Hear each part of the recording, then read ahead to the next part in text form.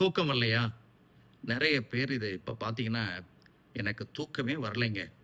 அதுவும் ஒரு 11 மணி, 12 மணி ஆகுது. இடையில பார்த்தீங்கன்னா, ஒரு 3 மணிக்கு மறுபடியும் நான் தூக்கம் விழிச்சிடுறேன். நல்ல ஆழ்ந்த நித்திரை எனக்கு இல்ல.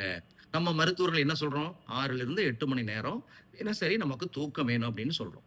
அப்போ தூக்கம் கெட்டா என்ன ஆகும்? தலைவலி, உடல் அசதி, சோர்வு, மயக்கம், எரிச்சல், கோபம் எல்லாமே வரும். அப்போ கண்டிப்பா நமக்கு நல்ல உறக்கம் தேவை. இப்போ மாத்திரையெல்லாம் சாப்பிட்டேன். எதுவுமே வேலை செய்யல. எனக்கு பழகி போச்சு.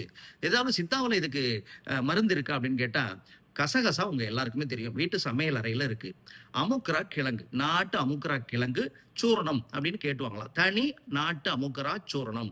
அதுல சுக்கு, மிளகு, திப்பிலி, ஏலக்காய், கிராம்பு இதெல்லாம் கலந்தது இருக்கக்கூடாது. தனி அமுக்கரா சூரணம் அல்லது தனி அஸ்வகந்தா சூரணம்.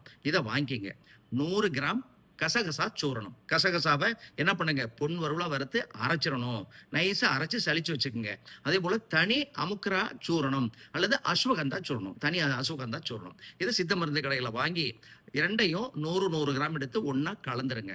ஒண்ணா கலந்துட்டு இந்த தூக்கம் வரலன்னு சொல்றவங்க அத்தனை பேருமே அதாவது இப்ப காலேஜ்ல படிக்கிற பிள்ளைங்க, இல்ல ஸ்கூல்ல படிக்கிற பிள்ளைங்க கூட நெறைய பேரு எனக்கு தூக்கம் இல்லம்பாங்க. எல்லாருமே என்ன பண்ணுங்க, அந்த வயதுக்கு தக்கவாறு 1/2 டீஸ்பூன்லேருந்து 1 டீஸ்பூன் எடுத்து காய்ச்சின பால்ல கலந்து இரவு படுக்கிறதுக்கு ஒரு 1/2 மணி நேரத்துக்கு முன்னாடி தொடர்ந்து சாப்பிடலாம். இத தொடர்ந்து சாப்பிடுறதுனால எந்த விதமான சைட் எஃபெக்ட்டும் கிடையாது. நெறைய ஆங்கில மருந்து நெறைய நோய்க்கு சாப்பிடுவீங்க. இத யாரு வேண்டுமானாலும் எடுக்கலாம்.